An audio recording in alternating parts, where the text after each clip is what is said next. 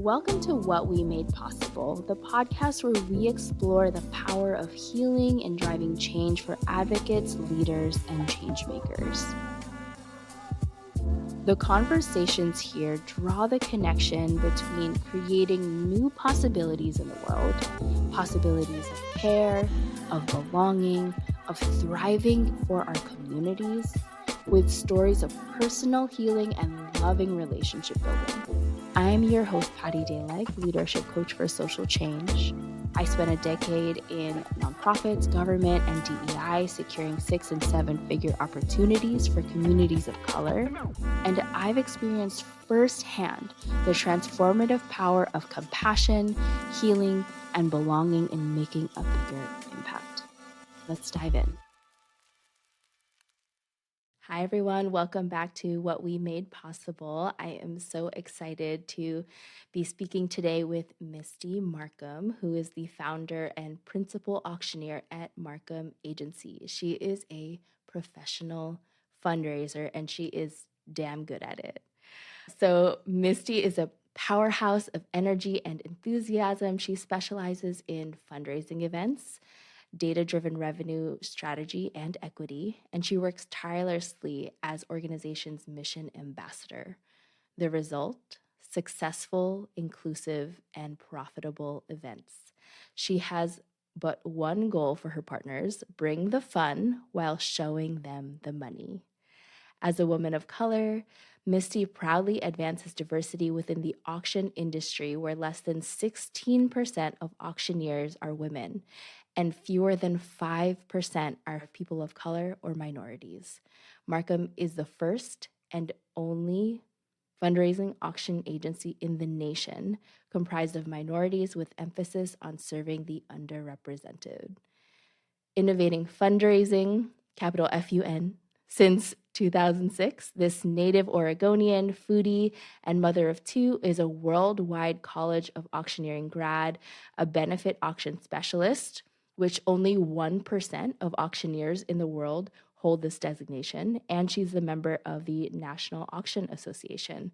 When she's not exceeding goals, Misty adores music, dancing, singing, bonfires, nature, and general merrymaking. She believes that you'll not have a better time supporting your favorite cause with anyone else.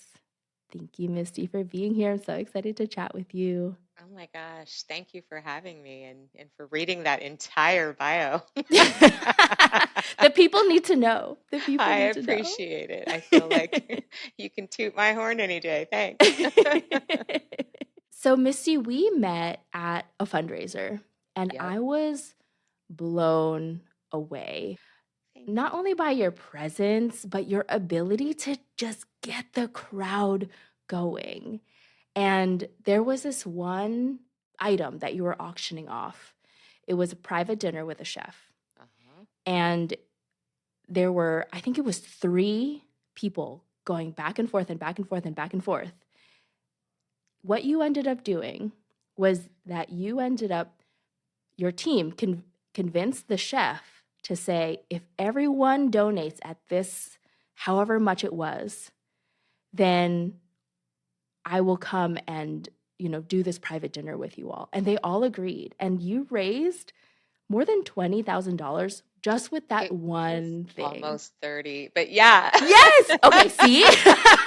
It was almost $10,000 per package. And that generous, amazing chef, he allowed us to triple his donation and do that dinner 3 times for 3 different buyers. And yeah, it was an amazing event, and that was probably the highlight of it. And I really hope that extra money is going to fund a bunch of new amazing programs and services for AAPI New Jersey, whose event that was. So yeah, thanks for remembering that. That was a really actually very fun, rowdy, fun. We call that a bidding war. Oh, yeah. Yeah. It was so fun. And I love AAPI New Jersey. I found them this year, last year, was connected with them, and maybe I'll get them on the pod soon. Oh, But they're a great org. You definitely should. yeah. So the question that I like to kind of start with when folks come into this space is around possibility, because, the show is called What We Made Possible. Right. So I am curious, what is in your kind of like day to day? What do you do now that a younger version of you didn't know was possible? Oh my gosh, what a great question. Pretty much everything, to be totally honest. I didn't grow up seeing women be business owners and women raise millions of dollars every year for nonprofits or lead a team or do any of that while being a single mom. And, that just wasn't, I didn't even know auctioneering was a thing when I was young, for example. So it wasn't until I was in my probably latter 20s, maybe even 30, that I figured out that there was a job that looked like this. And I was like so fascinated.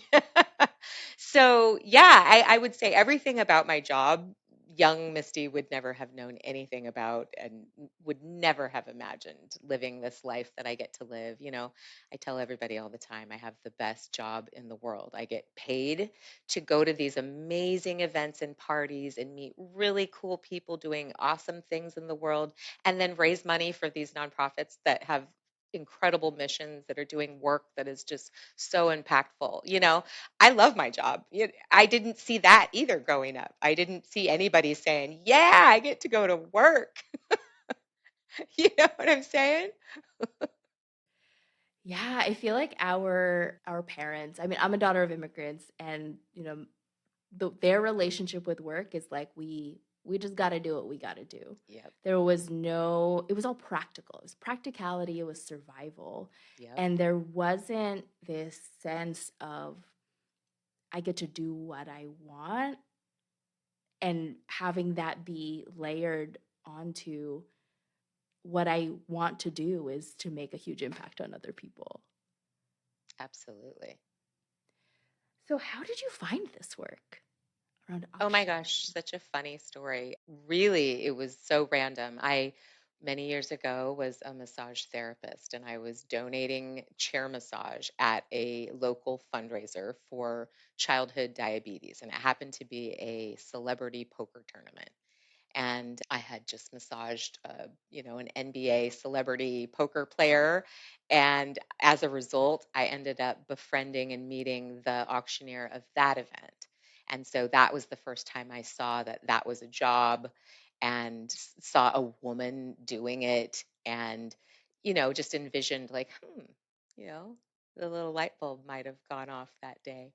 But yeah, so randomly, I should thank NBA players for playing poker because that's what got me in. The universe is so funny that All way. right. She's got a great sense of humor. And so I'm curious, like the jump from massage therapy to Oh, auctioneering. right. Yeah, tell Yeah. tell us more. Like who helped you make that possible? Oh my What was that gosh. journey? Well, it mainly started because, I was getting older and massage is hard on one's body. I was also in that moment in my life, thinking about divorcing, and I needed a different lifestyle as a single mom with two kids to support. And I knew this would enable me to live a different type of life. And that was really something I was really important to me to show my daughters. I have two daughters that it could be done. And that, when a woman puts her mind to something, ain't nothing stopping her from doing it.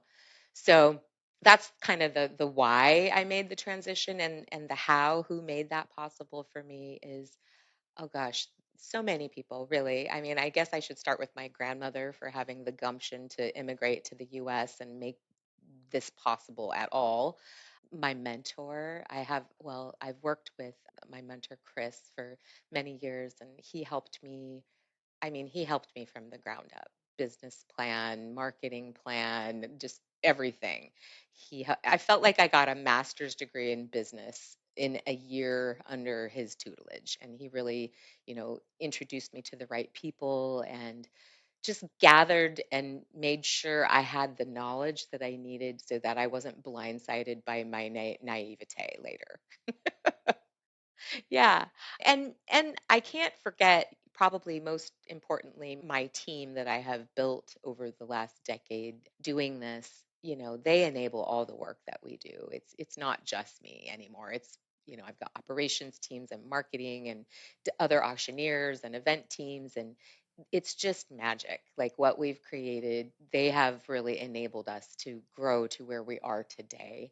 If you want to go far, go together, right? That's always been a kind of a pillar of what we believe around here. So, and then of course the nonprofits who believe in us and hire us and allow us to kind of counsel them and guide them through this vision that they have in their mind of what an event would look like, coupled with best practice and what we know about fundraising and psychology and how to set up an event for not only that great guest experience that they're hoping for and that I'm hoping for as well, but also, really successful fundraising. So they're not, fundraising events are not just a party, in fact. So that's something that I have to do a little bit of education around, I guess you would call it, with some Mm. of my newer clients. You have to decide what your goals are with an event before you start planning one. And if fundraising is it, like, we don't want to get everybody hammered. We don't want all of that stuff that might happen at a really fun party. Fundraising, we have to kind of have a small, loose box that we fit some best practices into. Yeah. You, we were just talking before we hit record about some of these nonprofits where there's a bit of a barrier to fundraising. Yeah, And I shared that I just did a workshop this weekend with an organization, a Chamorro organization, Couture and Chamorro Foundation, which they were the last org on this podcast. I love it. And we uncovered some of these barriers around making the ask. One is that they don't want to they don't want to ask for money. It's just like not part of their money story. There's this value of self-sufficiency. They also don't want to brag about their work because they want to be humble. Like that's also valuable in their Right. community. So I'm curious, like what kind of barriers do you see when fundraising, especially among folks of color and Hmm. organizations that are run by folks of color? What an interesting question. It is very true. I think all of the strategy around any fundraising event has to be centered around who's in that room, whose butt is in that chair. Because, for example, you have to know the demographic because you need to know what their cultural norms are around money and around conversations involving money and their cultural way of viewing giving. Like, for example, some cultures really like to give anonymously. They do not want the limelight, they do not want to be featured, any of that. They find that giving in that way is better, right? So you need to know that if you're servicing that type of an organization with that type of donor base. Or, I come from an Asian background. I was telling you earlier, like my grandma was the bartering queen. She never paid full price for anything if she could help it. So like having a conversation with someone that has her cultural, or she's passed now, so had her cultural beliefs around money, you have to kind of know that before you approach or have some sort of a strategy to pitch. So, yeah, we see all sorts of barriers, mainly, I mean, and I hate to put it this way, but through ignorance. Like people just don't understand who they're talking to and what their value around money might be and what their story that they grew up with around money might be. And honestly, most of the underrepresented organizations that we serve suffer from the very same things you've mentioned. You know, especially if their personal, like their development director, whoever's asking for that money, if their personal values reflect those of the organization as well. You have two people really uncomfortable asking or talking about money, asking and talking about money as a living. I mean, I can think of a better job for them. Is that helpful? Yeah, I think it's so key to think about like who are you actually talking to and like what do they need in order to feel like they're part of what you are doing, because you're not really extracting, like you're not asking for money for the sake of money, you're asking for money for the sake of your mission and your cause. Yeah, you're growing an ideal, and I think it really comes down to values. Is when you're asking for money, you need to make sure that there's value alignment between the organization that you're asking for and the donor that you're asking from. And if those values are already in alignment, that ask conversation gets infinitely easier, Yeah. right? Can you give us some examples of maybe two different communities, two different fundraisers that you did where you were able to, like, what was the thinking behind, like, okay, this is how we're going to design the event based on the values of this community versus another? Oh yeah. I'll give you a great example. So I did a Pride event recently, I think last year in Seattle. And, I know my donor base are mostly LGBTQ, mostly, I mean, we had drag queens in the audience. We had, just all sorts. So we're not going to serve that crowd a corporate event, right? With that corporate feeling. We're going to loosen that up and add music and entertainment and, ask the queens to help us sell stuff. And they loved it, So, like, knowing who my crowd was really helped me guide the organization to tailor an event that felt authentically them and Mm. authentically their donors and was really being true to their values and their mission as an organization. Versus, for example, I have a long time Catholic organization. I'm not bringing drag queens to that event. Do Can you imagine? you know what I mean? So you have to know, like, who is that donor base? What are the values of the organization? And then let's build an event that makes it feel authentic and real, because that's when donors trust you. When Mm. everything aligns and it's like all like what you say is what you do is what they see, money falls from the sky. Then, it's easy. But when there's misalignment there and what they're seeing is not what they're hearing, it's not what they're reading, right? That builds mistrust. So I do think that knowing who your donor base is vital, and making sure that there's that value alignment there so that it's always authentic. And when Mm. it is authentic, it's so easy to raise money for organizations from donor bases that truly believe in what that organization is doing. Yeah. I think it's about that belief. Like, how do you, like, just get to the point where you're communicating, like, what we are doing is something that you believe in. And so Yes. if you can be part of that by offering your dollars, like, that's that nice little Yeah. sweet spot. And I'm curious what other kind of, like, education or barriers you see when an organization doesn't really know who their donor base is. Oh, it's so hard. Especially for, like, example, if they don't know who their donor base is, and I've never worked with this organization or met their donors before. So I too have no idea who their donor base is, right? Then I usually use that first event as kind of well, let's collect some data so that we can build a plan. Because I don't like building a plan off of what I think or what you think or what anybody thinks. Show me the money, show me what the data says, because numbers don't lie. So in that case, I would probably approach it like, let's kind of go middle of the road with everything, see what the data looks like after that event is done, and then make refinements for the following year based on what we see, right? So it's Yeah, it's relational hard to and not it's know. long term. Absolutely. Well, the best fundraising is, right?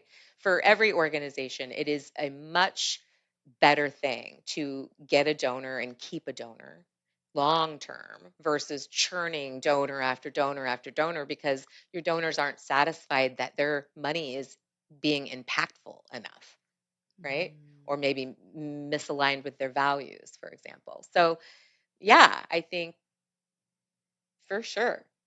Yeah. Okay, you speak about money in a way that is so striking to me.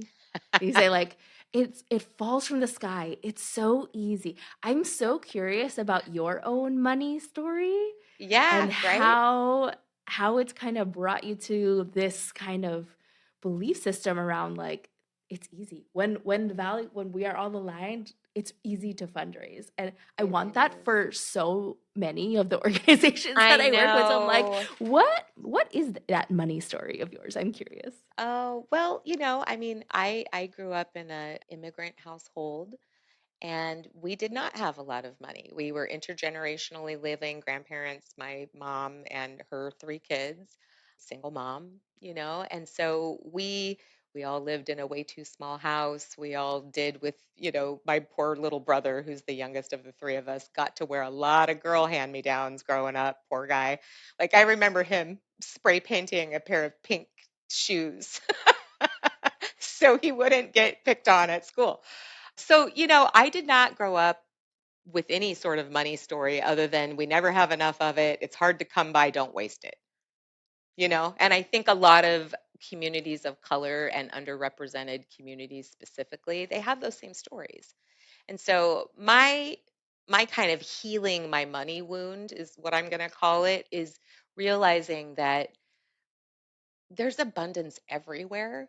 It's whether or not we tap into it and with what energy we meet it, that it will respond to us in kind, right? So I'm a professional asker. I get paid to ask people for money now, which you could never have convinced me would be my job, 30 years ago. There's no way. But I hadn't yet healed any of that thinking around money and abundance. My household grew up with a major sense of lack, and it took many years to overcome that for my personal self and to be able to do this as a business. But, I think maybe perhaps it speaks to a little bit of healing around that story because, I've done quite well for my two kids and me, and we enjoy a relatively comfortable life, I would say, and we make millions and millions of dollars every year for nonprofits. So something in there is working. Something is working. Is there a defining moment in your money healing journey? Well, I've never thought of it before, but when you asked that, I had a an example pop up. So I used to work an entire week massaging, and I make now in one event what I made in over a week massaging. And I had a realization of that at some point in my career, and I was like, what was I doing? Why was I standing in the way of not having to work so physically hard? Now I work more mentally hard, but yeah, 10 times my income, like that was probably my defining moment when I was like, I can do this. I was standing in my way, nothing but me and my stories I was telling to my own self. Yeah, I mean, there's stories that are not ours, right? They're given to us and passed on Inherited. to Yep. us, and they kind of like get under our skin. Well, I almost look at it like generational trauma.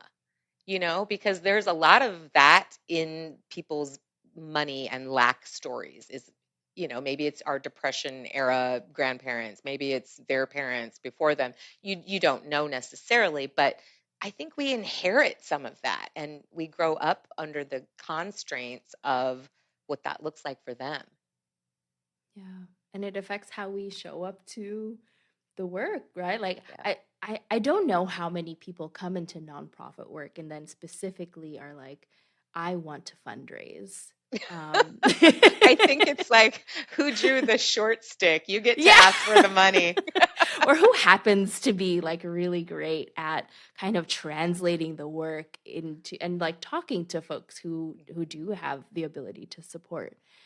So okay, I'm like imagining you at on the stage and you're like about to start the auction. Okay. What's running through your mind in that moment? You're like about to make the ask, right? Holy shit. Every time I still get totally nervous and I have butterflies and I kind of want to throw up half the time. But what I will tell you is when I don't feel like that, that's when I get nervous. That's when I really Mm, worry about things. Because when I feel that nerves and I can translate that into emotion when I speak to a crowd, right? And they can kind of like jump on that energy train with me. If I ever got on that stage and I didn't feel like that, I don't know what I would do. yeah. But yeah, no, I'm feeling that, and I'm also feeling pretty confident, to be totally honest, because I walk with my clients through all of the planning and the strategy, and we know why we're doing what we're doing, and we know why we're saying what we're saying, and we know why that video just showed. And, I know the strategy. I've got a script in my hands that I've helped write and collaborate with my orgs, to have this outcome of this one night that all of their budget and goals are depending on. So I feel very prepared because we've done our homework, we've done all the work, but I also have that adrenaline like, at the same time. Yeah. So you're not just like coming onto the stage and making the ask. You're actually helping them to design Oh, the yeah. entire event. Yeah, yeah. Yeah, yeah. The Marquam Agency, we do full event planning as well. We can create your video collateral. We can write your scripts for you. We can do your PowerPoints. We can help you with registration and running all of that in addition to full planning and then the auctioneering as well. So there's really no part. I mean, other than like we don't have a venue, we're not an AV company, we don't do catering. Pretty much everything else we can help you with. Yeah, I like to get really involved because honestly, everything that goes right in an event from the moment your donors arrive to the moment they leave will impact what they give, right? So, Mm, yeah, I want to have some influence over how their night goes, yeah. you What know? have you seen go wrong? Oh, Lord have mercy. So many things. So many things. We could talk for like a week about the funny. We've always joked, my auctioneers and I, about making like a coffee table book of like all these fails that happen that go wrong at live events, and they always do. I've seen tablecloths catch on fire, got overserved and dropped their napkin on the candle. There was some poor guy had a heart attack in the back of one of my ballrooms during a live event. One time the fire alarm went off and the sprinklers started going off in parts of the venue and we had to get evacuated outside into the rain. But then firemen came. So that one didn't end so badly. No, I'm just kidding. I mean, all sorts of things. We've seen, oh gosh, the worst. Can I tell you the worst? I'm just going to fill you in on a little fundraising secret is Please. it's elementary school auctions because it's like parents have gone wild. They got a babysitter, they are out for the night, and they are out for the night, if you know what I mean. We've seen most of the just like atrocities that we still talk about years later are from elementary school fundraisers, Oh my gosh. right? Now you know the I would tea. never have guessed. So, okay, but like, how do you bring it back? Because, like, what if that happens and you're like in the middle of your. Yeah. Well, so I always have my team and we train everybody that's on the floor. Like if there's an emergency, you go tell the person who can take care of the emergency. You do not bring the crowd's attention to the fire on the tablecloth or, the guy being wheeled out and going to the ambulance. Like what your job is as my team is to keep everybody focused on the stage and the programming and what's going on because we can't have a table fire negate your entire operating budget because your fundraiser failed over it. Mm, Like so we kind of divert the attention back to the stage. We try not to draw the attention to things that are, SOS emergency. We try to alert only the people that need to know to solve that problem. Right? So that's one. Two, sometimes you just got to lean in and play with it. Like if I had this one couple, like she's got a bid card and she's bidding and he's like putting her hand down and they're like having a physical altercation. And so one time I just leaned in and I was like, "Hey, I think our next package is marital counseling. Could you use that one?" And like they just broke the tension. The crowd laughed hilariously. They were good sports about it. Sometimes that can go wrong as well. But, sometimes you just have to lean in and play with what is actually happening in that room right now. yeah, there's a real like playfulness and like just like going with the flow of it all because Yep. the energy is just so high in an Yeah, auction. always. Well, hopefully always. If not, Hopefully. I've not done my job very well. So I'm curious when folks are in their like consultations with you and then they want to fundraise or they want to bring you on, but then they're a little nervous because I can imagine that that might happen, right? You might have a Like consultation, you're hiring. like, Hmm. yeah. And I imagine that that is connected to their own kind of stories around fundraising as well. Yeah, well, that, and I think people, unless they've worked with a BAS auctioneer, which is a benefit auction specialist, which means I'm not selling cattle or heavy equipment or cars. I'm only fundraising. That is my specialty, right? I don't think people, as a rule, understand the difference between auctioneers. They think somebody who's a Mm, pig auctioneer or a car auctioneer can raise money. They are it's like going to the dentist when you need a haircut. It's that different. And so I think first I try to educate people on like what the difference is when you bring on someone like me. We have thousands of events of data that we can pull from to say why I'm guiding you to do this thing. It's not because I just have such a strong preference. It's that there's lots and lots of data to back up why we would advise clients to do things and address things in a certain way or a certain order or for a certain amount of time. Right. So I think that's the first thing. Also, I think a lot of people make this assumption, well, you're only on stage for 35 minutes or whatever, 45 minutes. How valuable is that? And I'm like, well, that's actually not true. We partner with most of our organizations 6 to 18 months in advance of their events so that we can set the stage for exactly what their outcome they desire is, right? So we're really building the event to get to that outcome rather than just being like, well, let's see, let's invite a bunch of people, have a bunch of fun, you know?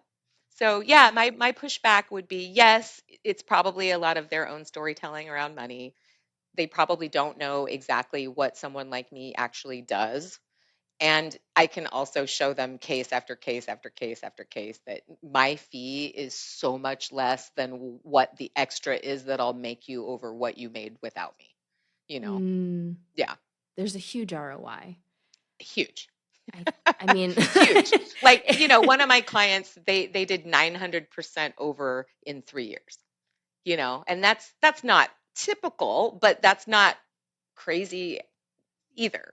So, that I do think professional counsel and guidance when you're handling big events like this is really, it pays for itself every time. and I'm curious what it looks like when you're working with different sizes of organizations. Hmm. Like some of the organizations that I work with, their budget for the entire year is less than $1 million.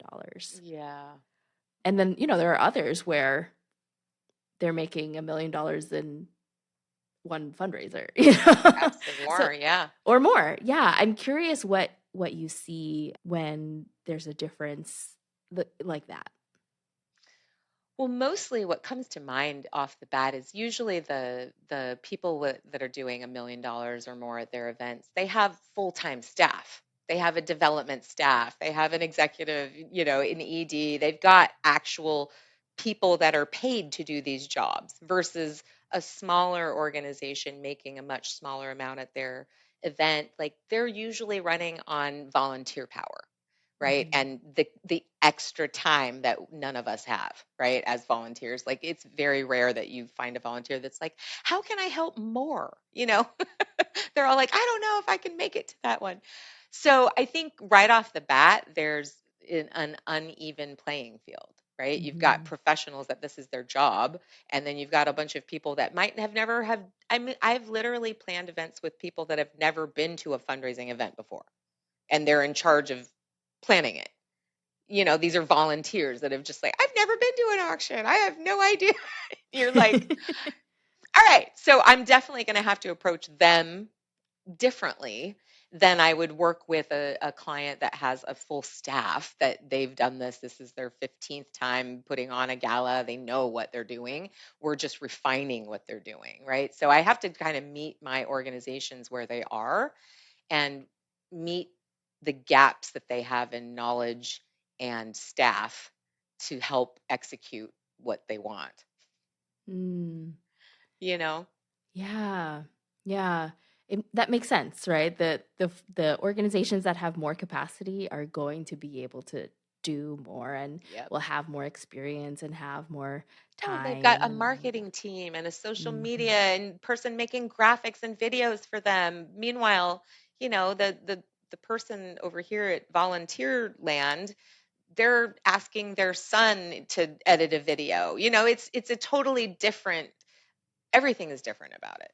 Mm, Yeah. yeah.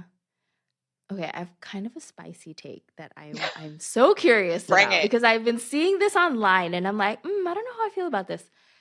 I've seen people online saying like the gala is dead, that the gala is Liars. kind of an outdated. Liars. They haven't been to these galas.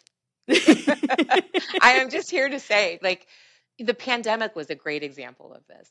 Virtual fundraising kind of became a thing during the pandemic when folks were allowed to gather and what have you. And a lot of people in the industry thought that we would be moving to a digital, much more digital, much more virtual, less gathering. And I'm here to tell you, as soon as markets opened up, like they were able to gather again, people could not wait to get back to formalize, like, celebrating together in person.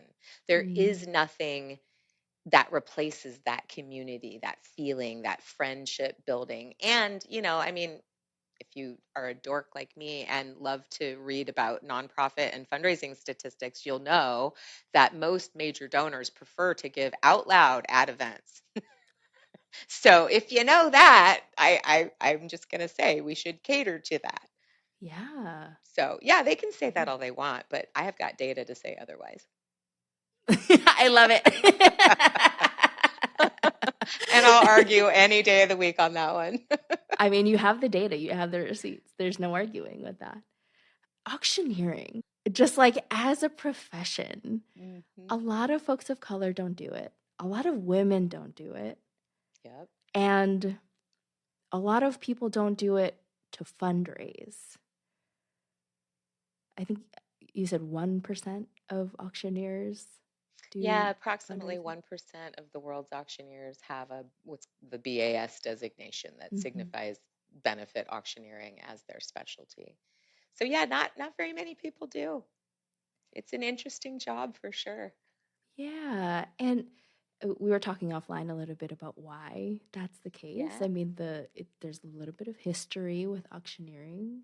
Well, if you go back, auctioneers traditionally sold people. That's a terrible history to try to reconcile as a, first generation auctioneer, and you found out most of the slave trade was by auction. Mm, How, that's a lot to have to sit with. So I think that's big, as why a lot of people of color don't want any part of an industry that sold them, you know. mhm, But in addition to that, as a woman of color, I'll kind of just tell you my experience getting in was I wasn't getting a lot of offers for mentorship or job offers because I was not what they were looking for. I think I mentioned this to you earlier. I feel like I had to build my own table and then invite the people that I wanted to my table. I wasn't getting seats at their table, which actually, thank you, because it propelled me to do what I've done and gather the team that I've gathered and do what we do now. So I really owe them a debt of gratitude for not inviting me to that table. But at the time, I was just like pulling my hair out, But I think that's a lot of the reason why women in particular and women of color and just pretty much anybody that's outside of your, typical auctioneer person, they just didn't have a lot of opportunity, and mm, not everybody's got the gumption to start their own thing and just invite their own people to the table. yeah. Yeah. So I I think those would attribute to that for sure. absolutely. How do you reckon with like the history of Yeah. auctioneering? It's rough, to be totally honest. I still don't really know. I don't know. I mean, that is my very honest answer. I've had conversations with my other auctioneer peers who are people of color and heard their perspectives and kind of, if they can feel good enough now doing it. I feel like I don't know. I feel like we're really a new face or the flip side of the coin, if you will, Mm, to the industry. We're showing what it can evolve into now. And, obviously that hasn't happened for hundreds of years, but still, it happened. And, right. I think we just have to be okay knowing that it happened and knowing that, making sure that it never happens again. Yeah. I Yeah. think at the end of the day, it's a tool, right? It's a tactic for, and it's one way to exchange money for a, a good or a service. And unfortunately, there is that dark history. I mean, we also bank with a lot of like the big banks in the Yeah. US, right? Like they were founded because they were also part of the slave trade. And so much of our country was built Yeah, on there's it. a lot of ugly history here, Hmm. and I feel like a lot of it's kind of bringing Bubbling up. bubbling to the surface right now in particular, and I understand why. But, I think it's going to take a lot of people like us that talk honestly and openly about actual history, not the history we wish it was, but Hmm. actual real history to make sure that people know, you know. Yeah. I I see I love what you're doing because it's really this like reclamation of the art, right? Like I I was love watching that. yeah. Thanks. I'm going to use that. I'm Oh reclaiming good. it. Yes. I was watching the like Banksy documentary Uh-huh. from it must have been over a decade ago, but it showed like the moment where someone had, they were auctioning off this work of art that Banksy had done. And then there was like an automatic shredder or something that happened like as soon as they like banged the gavel and the art was sold, the shredder started and like Oh half the my art gosh. and so it, the way that the auctioneer or the auction itself was kind of framed in this documentary was like, oh, it's this like hoity-toity, like own like very rich people. It was Sotheby's, right? Like only a very specific kind of person was invited into that space. But what you're doing is that you are taking that and you are making it so that underrepresented communities can fundraise for themselves Yeah. in a Well, way. and have Mhm. authentic representation on their stages, Yes. which I think is equally as important. Yeah. Yeah, especially in an environment and a funding environment where a lot of funders are pulling back, a Hmm. lot of contracts are going away. A These lot of federal organizations, grants have gone federal away. grants, Yeah. foundation grants, Yep. private, all of these dollars like are people are a little nervous about their money, Mhm. understandably. But what you're doing is creating an environment where it becomes easy because everyone is in alignment. Well, yeah, because, people are inherently good, I find. They want to help. When they see that there's a problem or a challenge, they want to be part of that solution, right? And so if we as organizations, when we're talking to our donor base, if we can position ourselves in that story as the catalyst to that change, where else is that donor going to spend their money? You know what I mean? Like I feel like it's really finding the right story and the right way to tell the story so that the donor understands that without the help of this organization, these things that they find important might not get done, right? Mm, And so they'll put their money behind what they believe in. mhm. I've seen that consistently for 20 years. Yeah. Yeah, yeah. So as we start to kind of close out, if I really want to share this episode with a lot of the organizations who I know who are seeing those funding cuts, You and, should and definitely.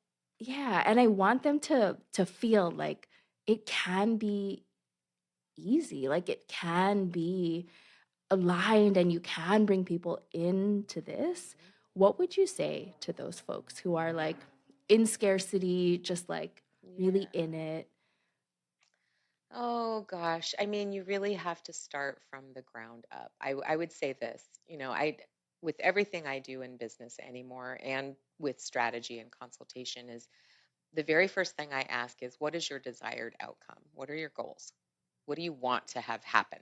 And then we work backwards from there, right? Because until you know where you're going, how are you going to get there, right? Mm. How would you build a plan without a house without blueprints, for example? You wouldn't.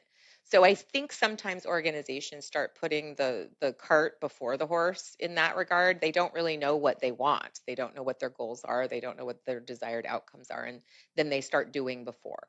So I would say first, start at the end. What do you want the goal to be? And then reverse engineer it from there. Mm. I mean, I know that's a very top level high answer to that question because there's so many other things that need to happen, but I think top level, your leadership needs to know where are you going as an organization, and then we can communicate all that down and build all the plans and the strategy to get you there. But unless you know where you're going, you're not really going anywhere. Right. Right. And that's not just like, how much do you want to raise at this event? It's like, No, where are you going strategically? exactly.